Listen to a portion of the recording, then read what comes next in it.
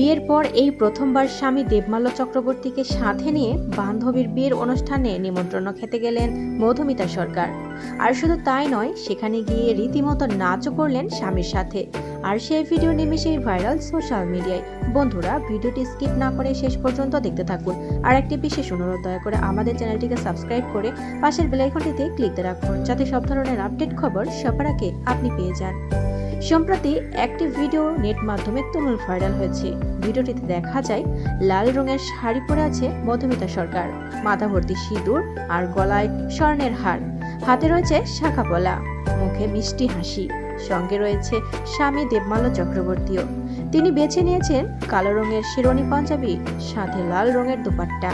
দুজনকে একসাথে অপূর্ব সুন্দর লাগছিল।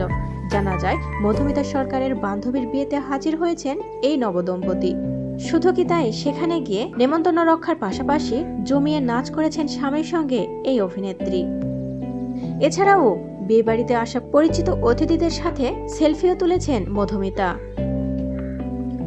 প্রসঙ্গত, চলতি বছরের জানুয়ারি মাসে সরস্বতী পুজোর রাতে দীর্ঘদিনের প্রেমিক দেবমাল্য চক্রবর্তীর সঙ্গে আইনিভাবে বিবাহ বন্ধনে আবদ্ধ হন মধুমিতা সরকার। মধুমিতা সরকারের স্বামী দেবমাল্য চক্রবর্তী পেশায় একজন সফটওয়্যার ইঞ্জিনিয়ার। ব্যক্তিগত জীবনেও দুজনের অনেক মিল রয়েছে। জানা যায় দীর্ঘ 5 বছরেরও বেশি সময় ধরে প্রেমের সম্পর্কে ছিলেন মধুমিতা দেবমাল্য। এরপর গত 18 জানুয়ারি তাদের বাগদান সম্পন্ন হয়। যদিও ছিল এটা মধুমিতা সরকারের দ্বিতীয় বিয়ে। এর আগে অল্প বয়সে অভিনেতা সৌরভ চক্রবর্তীকে বিয়ে করলেও পরে তাদের বিবাহ বিচ্ছেদ হয়। দীর্ঘ বিরতির পর দেবমাল্য চক্রবর্তীর হাত ধরে নতুন জীবনের সূচনা করেছেন অভিনেত্রী মধুমিতা সরকার। প্রিয় বন্ধুরা, মধুমিতা সরকারকে আপনাদের কেমন লাগে অবশ্যই কমেন্টস করে আমাদের জানিয়ে দিন। আর পরবর্তী আপডেট নিউজ সবার আগে পেতে হলে আমাদের চ্যানেলটি সাবস্ক্রাইব করে পাশের বেল আইকনটি অন রাখুন। এতক্ষণ সাথে থাকার জন্য ধন্যবাদ।